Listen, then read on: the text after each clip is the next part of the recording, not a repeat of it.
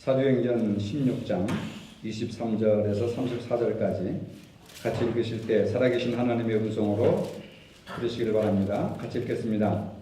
만이 진 후에 옥에 가두고 간수에게 명하여 든든히 지키라 하니 그가 이러한 명령을 받아 그들을 깊은 옥에 가두고 그 발을 착고에 든든히 채웠더니 한밤중에 바울과 실라가 기도하고 하나님을 찬송하며 죄수들이 듣더라. 이에 갑자기 큰 지진이 나서 옥터가 움직이고 문이 곧 다 열리며 모든 사람의 매인 것이 다 벗어진지라. 간수가 자다가 깨어 옥문들이 열린 것을 보고 죄수들이 도망한 줄 생각하고 칼을 빼어 자결하려 하거늘 바울이 크게 소리질러 이르되 내 몸을 상하지 말라. 우리가 다 여기 있노라 하니 간수가 등불을 달라고 하며 뛰어들어가 무서워 떨며 바울과 실라 앞에 엎드리고 그들을 데리고 나가 이르되 선생들이여 내가 어떻게 하여 구원을 받으리까 하거늘 이르되 주 예수를 믿으라. 그리하면 너와 내 집이 구원을 받으리라 하고 주의 말씀을 그 사람과 그 집에 있는 모든 사람에게 전하더라. 그 밤 그 시각에 간수가 그들을 데려다가 그 맞은 다리를 씻어 주고 자기와 그 온 가족에 다 세례를 받은 후 그들을 데리고 자기 집에 올라가서 음식을 차려주고 그와 온 집안이 하나님을 믿음으로 크게 기뻐하니라. 아멘. 오늘은 스승의 날입니다만은 안타깝게도 교회력을 보면은 스승의 날로 지정되지 않고 오늘은 성령 강림주일로 이렇게 교회력이 지정되어 있습니다. 그렇지만은 우리는 아침 주일마다 이렇게 아침에 일찍 나와서 학생들을 가르치고 또 수고하는 여러 교사들의 그 애틋한 마음 또 수고하는 마음 그것에 대해서 우리가 항상 감사하는 마음을 갖고 늘 교사들의 수고와 헌신에 위로하시고 격려해 주시고 늘 기도해 줘야 될 줄로 믿습니다. 한국 교회 안에 심각한 문제 중에 하나가 다음 세대를 책임질 어린이와 청소년들이 교회를 안 나오고 있다고 하는 사실입니다. 한국 교회 안에 주일학교가 아예 없는 교회가 갈수록 늘어나고 있습니다. 어느 교단은 소속교회의 50%가 주일학교가 폐쇄되었다 이렇게 통계를 발표하기도 했습니다. 이와 관련하여서 장신대 박상진 교수는 한국교회 교육의 이기와 해법이라고 하는 글에서 다음과 같은 한국교회의 주일학교 교육에 대한 문제점을 지적하고 있습니다. 패러다임에 한계가 있다. 세대 간의 이질적인 문화와 소통의 문제가 있다. 교사의 영성과 헌신이 약화되어 있다. 입시주의 교육과 부모의 왜곡된 교육열 때문에 그렇다. 그리고 마지막 5번째로는 한국교회의 신뢰도 추락이 결국 주일학교와 중고등부가 폐쇄되게 되었다. 이렇게 5가지로 진단을 하고 있습니다. 또한 이와 같은 요인들은 주일학교라고 하는 학교식 체제가 더 이상 이제는 대안이 될 수가 없다.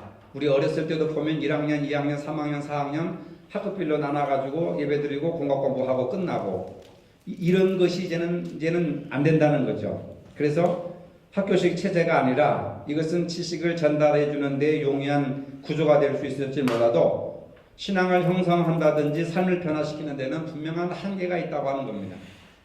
저출산 고령화 현상 속에서도 학교식 체제보다는 보다 관계지향적인 이제 교회 학교 구조가 바람직하다 이렇게 대안을 조심스럽게 내놓고 있습니다.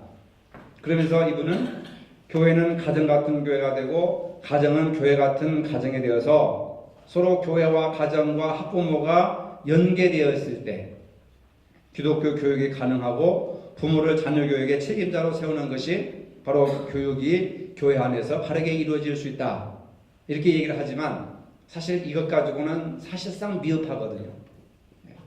그래서 앞으로 우리가 학교식 체제보다는 관계지향적인 구조로 나가야 되는데 이걸 어떻게 해야 될 것인가 라고 하는 또 다른 문제가 우리 앞에 놓여 있는 겁니다. 우리의 주일학교를 보더라도 최근에는 조금 이제 좋아진 것이 뭐냐면 학생들이 말씀을 알아듣기 시작하고 말씀으로 말을 하고 말씀이 그들 심령 속에 채워진다고 하는 것이 저는 감사할 뿐이에요.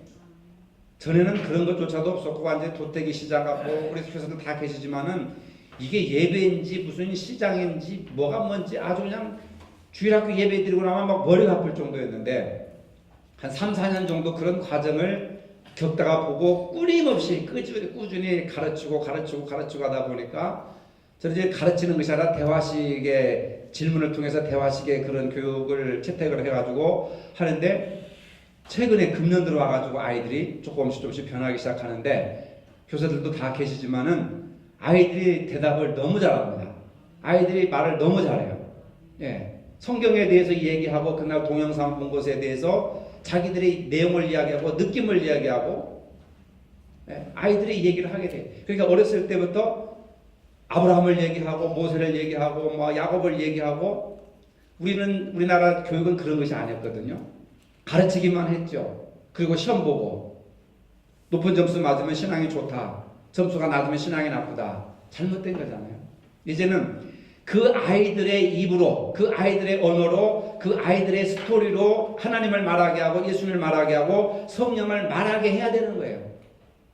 그 자기 스스로가 말할 수 있어야 된다는 거 얼마나 놀라운 교육의 변화인가. 그래서 우리가 아이들을 숫자로 따질 것이 아니라 숫자로 생각해버리면 아이들 한 사람 한 사람의 인격을 우리가 소홀히 여기게 되는 거거든요. 숫자가 중요한 것이 아니라 한두 사람이라도 바르게 하나님에 대해서 예수님에 대해서 성령님에 대해서 바르게 우리가 알게 하고 깨닫게 하고 말하게 하는 거 이것이 이제 앞으로 관계지향적인 구조로서의 교회 교육이다. 그렇게 저는 생각을 합니다. 그래서 오후에 여러분들 성경 공부하는 것도 제가 가르치는 것보다도 자꾸 여러분들에게 이야기하게 만들잖아요. 여러분들의 신앙 고백이 중요한 것이지 여러분들의 지식이 중요한 게 아니에요. 그렇지 않습니까, 여러분? 방법을 바꿔야 됩니다. 그래서 오후에도 내가 여러분들에게 자꾸 질문을 하잖아요. 말을 하게 하잖아요. 근데 여러분들이 굉장히 쑥스러워합니다. 틀리면 어떻게 할까? 잘못된 대답을 하면 어떻게 할까? 창피하다. 신앙이 안 자랍니다, 여러분.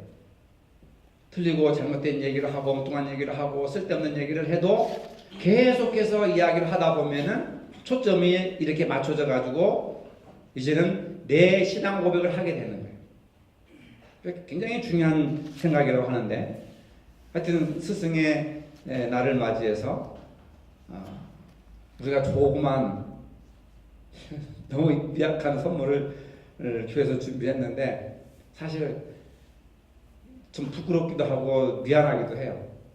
교회에서 우리 선생님들 좀 이렇게 맛있는 음식도 대접하고 이렇게 좀 기분도 좀 풀어드려야 되는데 여러 가지 형편상 그렇지 못한 것에 대해서 죄송하게 생각하고 그래서 조만한 이렇게 선물을 준비해서 오늘 드릴 겁니다. 하여튼 여러분들이 관심을 많이 가져주시고 기도 많이 해주시기 바랍니다. 교회력으로 오늘은 성령 강림주일인데 예수님께서 부활승천하시고 40일 이후에 성령을 보내주시겠다. 그래가지고 오순절 예수님이 부활하시고 50일 되시는 날 성령이 임하셨다. 근데 부활하시고 열흘 후에 올라가셨기 때문에 승천하셨기 때문에 40일 후에 직접 말하자면 승천하신 이후에 40일 후에 오셨다. 성령 강림주일 또는 오순절이라고 하는데 사도행전에 나타난 성령 강림 사건은 교회를 세우고 사도들로 하여금 담대하게 복음을 전하는 원동력으로서의 성령께서 역사하신 겁니다. 사도행전을 보면은 사도들 단독적으로 복음 전파를 한 것이 아니라 성령께서 동행하셔서 사도들에게 강하고 담대한 믿음을 주신 거예요. 그러니까 예수님이 십자가에 못 박혀 죽으시고 제자들 다 숨고 도망가고 뿔뿔이 흩어졌는데 마가 요한의 다락방에 성령께서 임하시자 그냥 막 배짱이 늘어나고 배포가 커지고 담대해지고 그러면서 복음을 전하게 되는데 사도행전 15장 28절에 보니까 성령과 우리는 이 요긴한 것들 외에 아무 짐도 너에게 지우지 않는 것을 옳은 줄 알았노니 이런 고백을 합니다. 성령과 우리는 그러니까 제자들 스스로 혼자 독단적으로 전하는 것이 아니라 성령과 우리는 한 걸 보면 성령님과 사도들이 함께 힘을 합하여서 주님의 복음을 전했다고 하는 것을 분명히 알게 되고 성령과 우리는 하는 거 보면은 성령을 인격체로 근데 한국은 자꾸 성령을 은사로만 국한시켜서 보는데 은사는 나타난 결과지 성령은 인격체란 말이에요. 그래서 성부 하나님 성자 예수님, 성령 하나님, 하나님 삼위일체 하나님과 동등한 분으로 성령님을 인정하는 겁니다. 그래서 성령님과 우리와 성령님은 함께 동역을 하고 있다. 여러분들이 교회 일을 하시든 목회 일을 하시든 주일학교 하시든 성령님과 동행하신다는 것을 믿으시기를 바랍니다. 그래서 성령을 인격적으로 인정한 거예요. 그래서 요새는요, 요새가 한 10년 전에 안녕하세요 성령님, 어서 오세요 성령님, 뭐 그런 책들이 아주 기독교계의 베스트셀러가 돼가지고 저도 그 책을 2번씩 3번씩 보면서 성령에 대해서 완전히 이렇게 통달을 하게 됐는데, 성령님이 우리 안에 그냥 지금 여기 현존하고 계시는 거예요. 우리 눈에는 안 보이지만 지금 공기가 이곳에 있는 것처럼 성령님이 이곳에 있는 거예요. 눈을 뜨자마자 안녕하세요 성령님 하면서 성령님에게 대화하는 거예요. 대화. 근데 우리는 뭐 이상한 막 이런 것만 해야 성령의 역사라고 생각하는데, 여러분 오늘 본문에도 보면은 성령과 우리는 뭘 해야 되는지 하지 말아야 되는지 성령께서 결정해 주시고 알게 해 주시고, 근데 많은 사람들이 자기 주관적인 생각을 성령의 생각이라 하나님의 뜻이다라고 이렇게 섞어버리는 거예요. 그건 절대로 잘못된 겁니다. 자기 생각과 하나님의 뜻이 무엇인지 분별이 안 돼요. 영적인 거고 정신적인 거기 때문에. 그 목회자가 제가 제일 많이 이야기 듣는 게 바로 그런 거예요. 목사님, 기도했는데 이런 생각이 떠올랐는데, 이런 느낌을 받았고 이런 꿈을 꾸고 이런 것을 봤는데 이게 하나님의 뜻이에요? 내 생각이에요? 이게 하나님의 뜻이 아니에요. 이걸 분별하기는 칼로 물을 자르듯이 딱 잘라지는 게 아니라 내 생각의 연장 속에서 성령이 개입할 수도 있고, 아니면 내가 간절히 원하는 것이 생각으로 떠올랐는데 그것을 기도하는 중에 생각이 떠올랐다서 성령의 생각으로 착각하는 경우가 있어요. 이건 분간을 한다는 게 선을 자로 딱 해가지고 선을 긋는 것이 아니기 때문에 이게 굉장히 이게 예민하고 이게 애매한 부분입니다. 그걸 분별할 수 있어야 된다 그 말이에요. 자, 오늘 본문 바울 일행이 2차 선교 여행 중에 빌립보에서 선교를 하다가 투옥되고 기적적으로 석방되면서 간수 일가를 구원한다고 하는 내용입니다. 당시 빌립보에서 선교한 바울 일행은 바울 한 사람이 아니라 바울과 실라와 누가와 디모데 4명의 조를 이루어서 각 지역에 다니면서 복음을 전합니다. 바울의 빌립보 선교 여행은 세계 복음화의 중요한 위치를 차지한 사건입니다. 본문은 빌립보 복음화의 초기 3사건 중에 한 사건을 기록해 놓은 그러한 내용입니다. 바울 일행이 기도처를 잡다가 저 많은 귀신 들린 여종을 만났습니다. 저 많은 귀신은 헬라어로 보니까 피손이라고 하는데, 이 피손은 뭐냐면 아폴로 신전을 지키는 뱀의 이름입니다. 뱀을 그들은 신으로 섬겼죠. 그런데 그 그리스의 아폴로의 신전이 있는데 뱀을 신전으로 숭배하는데, 그 뱀을 숭배하는 귀신이 젊은 소녀에게 들어가서 그 뱀 귀신이 점을 치게 만드는 거예요. 그러니까 뭐라고 합니까? 귀신같이 알아맞힌다. 귀신은 정말로 잘 알아맞혀요. 귀신같이 알아맞힌다. 그래가지고 점은 이 여자가 점을 치는데, 이 점 치면 그냥 칩니까? 돈을 받고 복채를 받고 점을 치잖아요. 그러니까 이 여기에 있는 두 사람은 그냥 이 소녀를 통해서 돈을 엄청나게 많이 벌어들이는 거예요. 근데 어떻게 합니까? 바울과 실라가 기도하면서 이 더러운 귀신아 나가라! 그러니까 그 소녀에게서 들어있던 뱀 귀신이 도망가 버린 거예요. 그러니까 점을 칠 수 있어요, 없어요? 점이 안 돼요. 점발을 못 받는 거예요. 그러니까 사람들이 점하러 오지 않으니까 돈을 못 벌어들이는 거예요. 그러니까 이 사람들은 괜히 저 바울과 실라 저 사람 때문에 우리가 돈벌이가 안 된다 그래가지고 그냥 관원들에게 통속을 물러나게 한다고 하는 이유로 그 사람들을 고발을 해버립니다. 그러니까 관원들이 와가지고 바울과 실라를 잡아다가 옥에 가두는 거예요. 옥에 가두다가 맨날 메타작을 시작하는 겁니다. 왜 통속을 물러나게 했느냐? 왜 사람들 돈벌이를 못하게 사회를 무질서하게 했느냐? 왜 주제넘게 그런 짓을 했느냐 하면서 옥에 가두고 매를 때리고 얼마나 많은 고통을 주는지 모릅니다. 여러분, 예수 믿는다고 해서 매일 좋은 일이 일어난다고 하는 것은 착각이에요. 뜻하지 않은 불행을 만날 수 있습니다. 내 계획과 내 뜻대로 안 될 수도 많이 있어요. 실패할 수도 있습니다.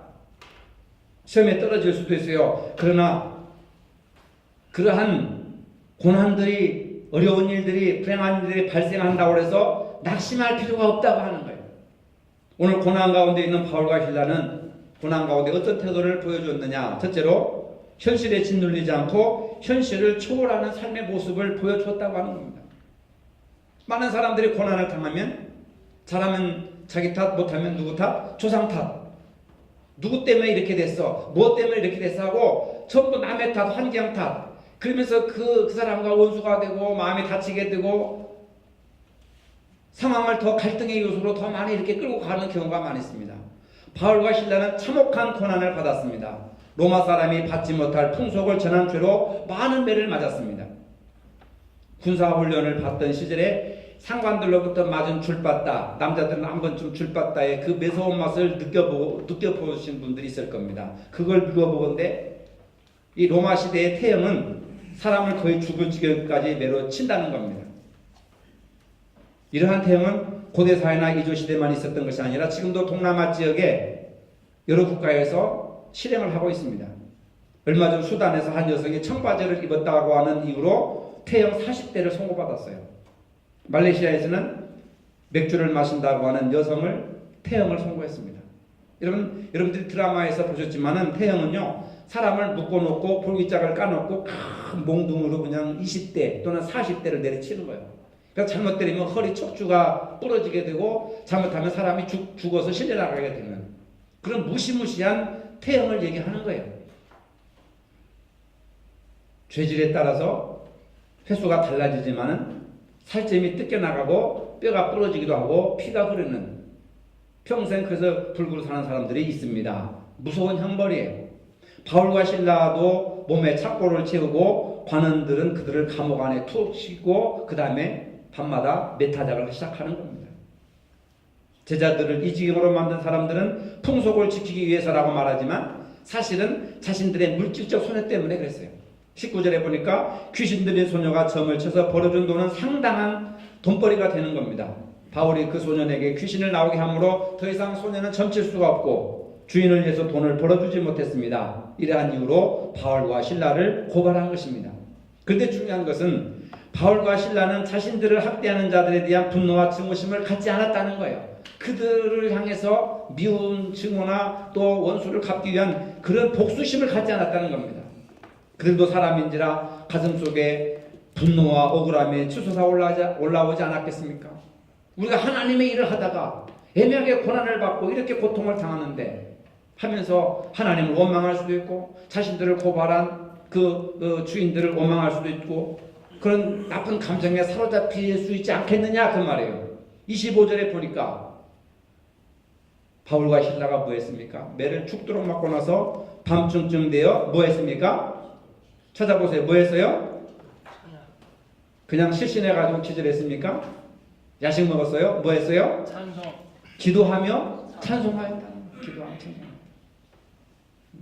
억울하게 갇히고 매를 맞고도 오히려 기도하며 찬송할 수 있는 바울과 실라. 오늘 우리가 부른 찬송가 91장 환난과 시험 당할 때 주께 기도드려라. 환난과 시험을 당하게 낙심하지 말고 절망하지 말고 주께 기도드려라. 왜 주께 기도드려야 됩니까? 예수의 이름이 세상의 소망이요 예수의 이름이 천국의 기쁨이기 때문에 환난과 역경과 고난 속에서도 기도하고 찬송해야 될 줄로 믿으시기를 바랍니다. 여러분. 불평하고 원망하고 저주하고 분노하고 그러지 마시고 기도하고 찬송하세요. 이게 여러분들을 살리고 가족을 살리고 교회를 살리고 지역을 살리고 나도 살고 같이 살아가는 상상의 방법입니다. 여러분. 주일 예배 때 찬송가 폼으로 부르는 게 아니에요. 노래 자랑하는 게 아니지 않습니까? 우리의 신앙을 나의 신앙을 담아서 고백하는 거예요. 그래서 저도 설교를 구상을 하면서 여기에 맞는 찬송을 준비하려고 굉장히 노력해요. 설교 내용과 찬송과 가사가 비슷하게 맞아야 되잖아요. 여러분들이 찬송을 부르실 때 가사를 생각해 보세요. 가사 구구절절이 얼마나 은혜가 됩니까? 왜 나는 이런 노래를 부르면서 짜증내고 화내고 말도 안 하고 가정의 자녀들과 남편하고 말도 안 하고 조그만 일이 있어도 그냥 화가 나고 왜 그럴까? 그러면서 찬송가 91장 부릅시다. 열심히 불러요. 환난 시험 당할 때 주께 기도드려요. 누구한테 하는 얘기예요? 나 자신한테 하는 거예요. 여러분 스스로에게 하시는 말씀인 줄로 믿으시기를 바랍니다. 여러분 인생 살아가면서 예수님의 이름이 여러분들의 소망이라고 믿으십니까? 예수님의 이름이 여러분들의 천국의 기쁨이라고 믿으십니까? 그러면 좋은 일 있을 때만 찬송하고 기도하는 것이 아니라 고난 가운데서도 찬송과 기도를 우리가 끊어지지 않아야 된단 말이에요. 사도 바울이 뭐라고 했습니까? 항상 기뻐하라, 쉬지 말고 기도하라, 범사에 감사하라. 항상 쉬지 말고 범사에라고 하는 것은 좋은 일이든 나쁜 일이든 역경이든 고난이든 기쁨이든 다 포함되어 있는 거예요. 대부분의 사람들은 이러한 것을 하지 못합니다. 환경에 영향을 받지 않고 환경을 초월하고 환경을 변화시키는 능력 있는 삶을 바울과 실라는 보여주고 있는 겁니다.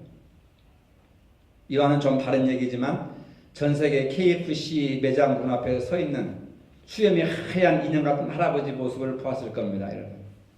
근데 짓궂은 사람들이 담배로 할아버지 눈을 찢고 이렇게 입을 찢고 막 그런 걸 본 적이 있는데 KFC 할아버지 하얀 할아버지 있잖아요. 그분 이름이 바로 커넬 샌더슨이라고 하는 분인데 이 커넬 샌더슨이 KFC를 창업할 때 나이가 65세였습니다. 65세면 그 미국에서는 정부의 사회보장 혜택을 받으면서 근근히 살아가야 하는 노후의 삶을 사회보장에 연금 받으며 살아가는 사람들이에요.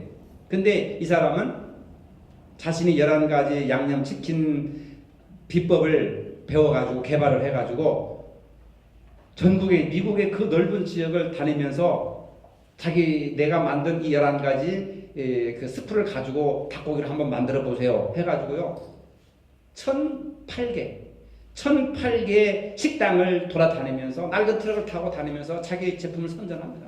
근데 1008개의 식당들 전부 거절을 해버려요. 아니 당신같이 나이 많은 사람이 무슨 제품을 발견하고 무슨 맛있는 소스를 발견했다고 할 수 있겠어요? 당신을 어떻게 믿고 투자할 것이냐 해가지고 1008곳이 다 거부를 한 겁니다.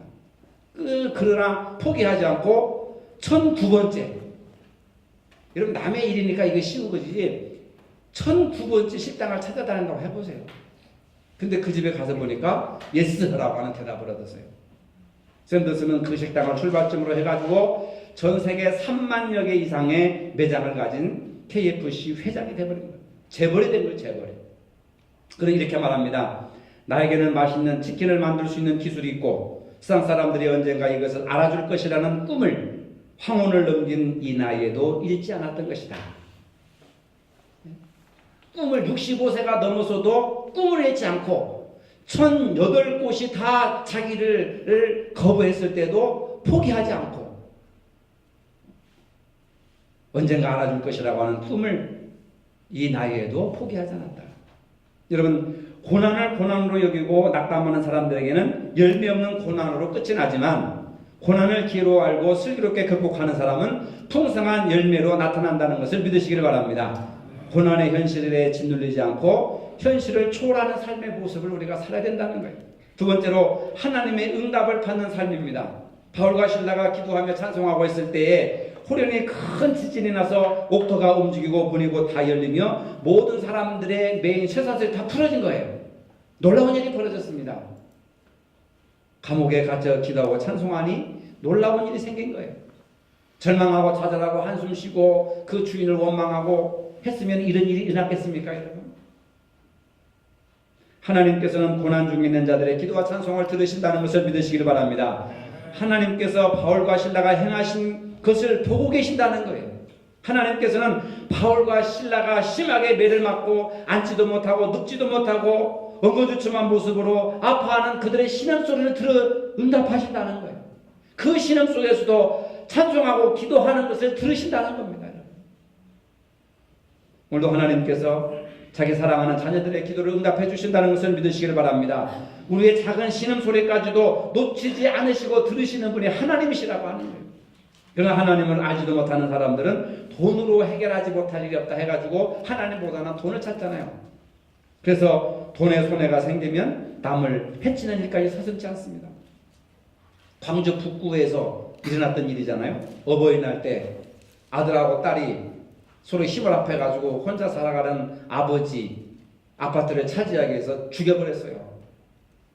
죽여가지고 다라이통에 놓고 이불 10개를 덮어버리고 그래서 다 방송에서 나오고 구속되지 않았습니까? 광주 북구래요. 북구. 어느 아파트인가 궁금하더라. 사람들이 왜 이렇게 약해졌을까? 아버지가 살고 있는 그 아파트를 차지하기 위해서 죽인 거예요. 딸하고 가서 아버지를. 그것도 어버이날에. 아버지의 생명보다, 아버지의 은혜보다, 부모님의 사랑과 은혜보다 돈이 더 중요한 거예요. 돈이. 여러분, 돈이 판단의 기준이 되어서는 안 돼요. 우리가 하나님의 말씀이 우리의 생각과 판단의 근거가 되어야 될 줄로 믿으시기를 바랍니다. 여러분. 그러면 귀신 들리는 아이를 내놓고 장사하는 사람, 자기 돈벌이 하는 사람하고 뭐가 다르겠습니까? 돈벌이가 끊어지니까 바울과 실라를 고발해서 죽이려고 하는 거 아니겠어요? 5만 번 응답받은 조지 밀러의 기도 비밀이라고 한 책에서 조지 밀러는 이렇게 말합니다. 기도란 내가 원하는 것들을 구하는 것이 아니라 하나님께서 원하시는 것들을 구하는 것이다. 하나님의 뜻을 알고 그 뜻을 이루어드리기 위한 기도는 살아있는 진정한 기도이며 하나님 앞에서 가장 가치 있는 기도이다. 기도는 하나님이 원하시는 내 소원보다도 하나님의 소원을 파악하고 나의 주장보다는 하나님의 뜻을 먼저 구하는 기도. 그런 기도를 우리가 해야 되지 않느냐. 그래서 나의 주장보다는 하나님의 뜻을 먼저 구하는 거예요. 나의 주장이 무시되면 서운할 수가 있죠. 아니 나는 이런 계획을 가지고 기도해왔고 이런 계획을 가지고 있는데 이것이 무산되었을 때 천지가 무너지는 것 같고 하나님이 안 계시는 것 같고 환경이 원망스럽지만은 그러나 냉철하게 판단해 보세요. 그것이 내가 원하는 것이었지 하나님이 원하시는 것이 아니었다고 했을 때는 내 뜻을 빨리 포기하고 하나님 응답해 주시지 않은 것도 감사합니다. 이 일에 대해서 하나님 어떤 선하신 뜻이 계시겠지요 하고 감사할 수 있어야 된단 말이에요. 근데 왜 내 생각과 계획이 하나님의 뜻이라고 고집을 피우면서 이것이 안 됐을 때는 좌절하고 절망하느냐 그 말이에요. 여러분 절대로 자식들이 잘못된 길로 가고 어긋난 길로 가고 부모님의 기대에 부응하지 못하는 삶을 살아도 그 과정 속에서 자식 다 배우고 느끼고 깨닫는 것이 있어요. 내가 볼 때는 자식이 잘못된 길로 가는 것 같지만 하나님은 모든 것이 합력하여 선을 이루게 하신다는 것을 믿으시기를 바랍니다. 기도하는 것은 내 시각을, 내 주장을 관찰하는 것이 아니라 하나님의 시각으로 내 자식을 바라보고 직장을 바라보고 내 환경을 바라보는 거예요. 근데 우리는 기도를 잘못 오해를 하고 있어요. 물론 내 간구에 소원도 있고 내가 기도할 제목들이 여러 가지 있어서 기도하는 것도 좋습니다. 그러나 먼저 그의 아버지와 그의 은을 구하라는 거예요. 먼저 아버지의 뜻을 구하고 그의 나라와 의를 구하라. 그래야만 이 모든 것을 이루어 주시리라. 마지막으로 세 번째, 사람을 소중히 여기는 삶을 살아야 됩니다. 바울과 실라가 기도하고 찬송하는 동안 지진이 일어나가지고 다 무너지고 다 착고도 풀어지고 사슬도 다 풀어졌어요. 얼마든지 죄수들이 도망갈 수 있는 기회가 됩니다. 근데 바울과 실라가 도망가서야 안 갔어요? 도망가지를 않았어요. 도망갈 수 있습니다. 근데 만약에 죄수가 도망가면 죄수들을 지키는 간수들에게 책임을 물어서 목을 잘라버립니다. 근데 간수가 분명히 이것은 바울과 실라가 도망갔을 거다 해가지고 이래 주구나 저래 주구나 모르겠다 해가지고 자기 칼을 빼가지고 자살을 하려고 하는 거예요. 자살을 하려고 하는 순간에 28절에 바울이 뭐라고 합니까? 바울이 크게 소리질러 가로되 내 몸을 상하게 하지 말라 우리가 다 여기 있노라. 여러분 같으면 어떻게 하겠습니까? 저 같으면 도망가겠어요. 하나님 이게 기도의 응답이야. 찬송하고 기도했더니 하나님 도망갈 길을 주셨구나 하고 36개 출애굽하고 도망갔을 거예요. 지금 같으면 다 잡히지만 옛날에는 잡히지 않습니다. 근데 바울과 실라는 도망가지 않았어요. 도망가지 않음으로 누가 살아났어요? 간수가 살게 된 거예요. 바울과 실라는 간수의 생명의 은은입니다. 그러니까 간수가 무서워 떨면서 오히려 바울과 실라 앞에 엎드립니다. 그러면서 선생님들이여 우리가 어떻게 해야 구원을 얻으리까? 그러니까 바울이 이때다 싶어가지고 주 예수를 믿으라 그러면 너와 내 집이 구원을 얻으리라 이런 말을 하는 거예요. 그러니까 그 사람들이 전부 그 말을 듣고 죄수들을 자기 집에 모셔서 상주를 모셔다가 올라가서 음식을 차려주고 그 다음에 그 온 집이 세례를 받고 예수를 믿게 되었다. 네? 죄수와 관수의 관계가 아니라 구원자와 구원받는 자의 관계로 변화가 된 겁니다. 근데 우리가 여기서 착각하기를 뭐냐면 많은 사람들이 이 본문의 상황을 싹 빼버리고 돌아다니면서 주 예수를 믿어라 그러면 너와 내 집에 구원을 얻으리라 이러면 다 예수 믿는 줄 알아요. 근데 그건 큰 착각입니다. 여러분. 이 말을 하기까지는 어떤 배경이 있었어요? 바울과 실라가 도망가지 않음으로써 간수의 생명에 은원이 된 거예요. 은인이 된 거예요. 이것이 중요합니다. 주 예수를 믿으라 그러면 너와 내 집에 구원을 얻으리라 이것이 중요한 게 아니에요. 그 간수를 살리는 거 고난 가운데 있었지만 그 간수를 위로하고 배려하고 그 간수를 죽음에서 살려준 거 이런 은공이 먼저 있어야 된단 말이에요. 그 사람을 소중히 여겨주는 그런 마음이 있어야 된단 말입니다. 그러니까 그 간수를 소중하게 여겨주니까 간수도 주 예수를 믿으라 그러면 너와 내 집에 구원 얻으리라 하고 바울과 실레의 말을 소중하게 받아들인 거예요. 여러분. 여러분들이 나쁜 짓을 하고 다른 사람에게 해를 끼치면서 주 예수를 믿으라 그러면 너와 내 집에 구원 얻으리라 성경에 분명히 목사님이 설교를 했는데 안 되네. 안 되는 거예요 이건. 근데 우리는 여기에다만 관심을 가지고 다른 사람들을 아무 도와주지도 않고 소중하게 생각하지도 않고 관계도 좋지 않으면서도 예수 믿어 예수 전당 불신족 이런 것만 외치고 다니니 되겠어요 여러분? 안 되죠. 내가 전한 복음이 소중하다면 그 복음을 전해 들은 그 사람의 삶의 현장도 소중한 거예요. 믿으시면 아멘 하시기 바랍니다. 이걸 잃어버리면 안 돼. 한국교회는 이걸 잃어버리는 거예요. 그래서 왜 전도 안 하냐, 왜 복음 전하지 않느냐, 자꾸 그런 식으로만 얘기하는 거. 안 돼요, 안 돼, 여러분. 그렇게 하기 전에 뭐 해야 돼요? 그 사람을 구해줘야 돼요. 그 사람을 도와줘야 됩니다. 그 사람의 형편을 알아줘야 된단 말이에요. 그렇지 않고서는 아무리 좋은 성경 구절을 얘기해도 받아들이질 않습니다. 은혜를 줘야 은혜를 받고 말씀을 받아들이죠. 근데 우리 한국교회가 이런 걸 잃어버린 거예요. 그냥 외치면서 예수 천당 불신족 주 예수 믿으라 하면 되는 줄 알고 착각하는 거예요. 여러분들이 전도하려면은 전도주의 뿌리는 게 이게 중요한 게 아니에요. 뭘 해야 됩니까? 그 사람의 형편이 어떤가, 그 사람의 상황이 어떤가 이걸 돌아보고 그 사람을 소중히 여기고 배려해주고 은혜를 주고 이렇게 하고 난 다음에 어떻게 해야 되겠습니까? 내가 어떻게 하면 선생님의 은혜를 갚을 수 있습니까? 이때서야 비로소 주 예수를 믿으라. 할렐루야. 세상교회에 와보시오. 예배 참석해보시오. 이렇게 해야 된다고요. 이게 성경적인 원리고 성령의 원리고 오늘 성령 강림을 통해서 사도행전을 기록한 놀라운 역사가 우리 세상교회도 임하시기를 주님의 이름으로 축복합니다. 거룩하신 주님, 누구나 고난을 당하지만 고난을 신앙으로 승화시키는 방법을 모를 때가 얼마나 많은지 모릅니다. 바울과 실라처럼 기도하고 찬송하면서 남을 위로하고 소중히 여기는 삶을 살게 하여 주시옵소서. 예수님의 이름으로 기도합니다. 아멘. 이제는 우리 주 예수 그리스도의 은혜와 하나님 아버지의 무한하신 사랑과 성령의 교통하심이 고난 가운데 기도와 찬송으로 남을 위로하고 남을 소중히 여길 줄 아는 성숙한 삶을 살기 원하는 사랑하는 모든 성도들 머리 위에 이제로부터 영원토록 함께 하시기를 축원하옵나이다. 아멘.